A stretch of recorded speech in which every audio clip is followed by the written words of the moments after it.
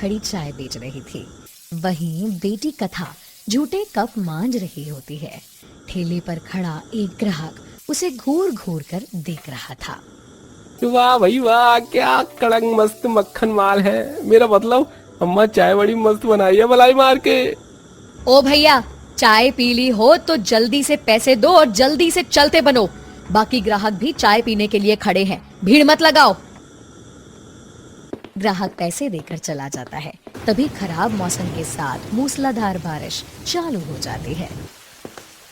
हे राम जी, ये बारिश तो हम गरीब का रोजी रोटी कमाना भी दूभर करके रख देती है। माँ, कितनी बार आपको कहा है कि एक त्रिपाल खरीद करके ले आओ ताकि टपरी में बैठ के लोग चाय तो पी सके। बरसात लग गई है। बिटिया, बड़ा त्रिपाल 1000-1200 का आता है। चाय मुट्ठी भर बेचकर जो थोड़ी आमदनी होती उसे घर के खर्च और तेरे पिताजी की दवाई दारू में लगा देती हूँ। तभी उनकी झोपड़ी के आगे एक महंगी कार रुकती है, जिसमें से एक अमीर ज्यादा हाथों में त्रिपाल लिए निकलता है। ये लीजिए माँ जी, ये त्रिपाल रख लीजिए, और ये मुकेश की किताबें और ड्रेस। नहीं चाहिए। किसने कहा था आपको ये सब लाने को? अगर आपको ये लगता है कि इन एहसानों तले दबाकर मैं अपनी बेटी का हाथ आपके हाथ में दे दूंगी तो ऐसा नहीं होगा। माँ जी, आप कथा के लिए मेरा रिश्ता क्यों अस्वीकार कर रही हैं? मैं उसे खुश रखूंगा। यदि ऐसा है तो जाकर अपनी माँ से बात करो। अगर वो मेरी गरीब बेटी को अपने घर की बहू बनाने के लिए राजी है तो मैं शादी कर दूंगी। विहान गाड़ी में बैठकर महल लौट आते हैं, जहाँ शाही मेज बिछी थी। दर्जनों नौकर चाकर खड़े थे। विहान बेटा, आज देख, मैंने आज बावर्चियों से खास तौर पर तेरी मनपसंद शाही पनीर और शाही टुकड़ा मिठाई बनवाई है। मेरे पास बैठकर खा, मुझे तुझसे कुछ खास बात करनी है। माँ, मुझे भी आपसे जरूरी बात करनी है। मैं एक लड़की को पसंद करता हूँ, कथा नाम है उसका, लेकिन गरीब घर की लड़की है।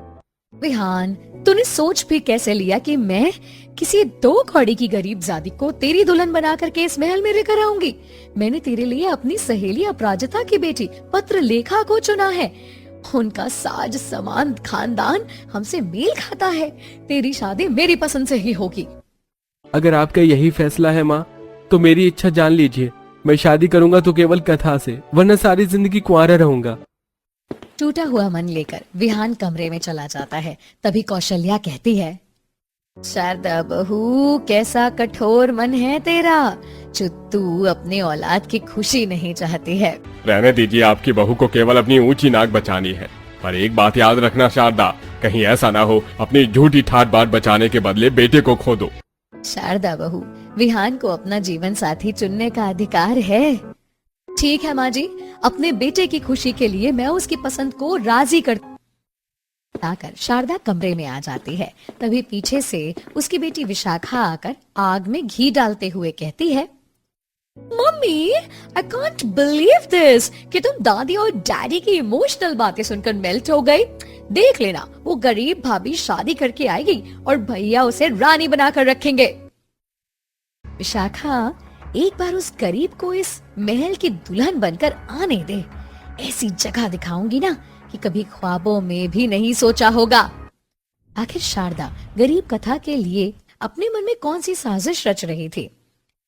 क्या बहू बनाकर कथा महलों वाले ससुराल में बस आएगी? अगले दिन शारदा शगुन देने आती है। आप सब लोग खड़े क्यों हैं? बैठिए ना। इस गरीब खाने में बैठने की जगह हो तब तो बैठेंगे ना।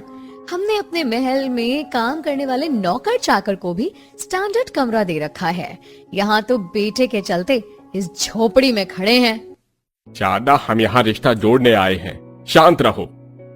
बहन जी, भाई साहब, मैं आपकी कथा को अपने घर के लिए मांगने आया हूँ। शादी का सारा खर्चा हमारा रहेगा, आप केवल कन्यादान कर दीजिए। भाई साहब, ये तो हमारे गरीब बेटी का भाग्य है, जो वो विवाह करके महलों में बहू बन जाएगी। तब खट्टे मन से शारदा कथा के हाथ में शगुन शादी का जोड़ा नारियल मिठाई रखती है।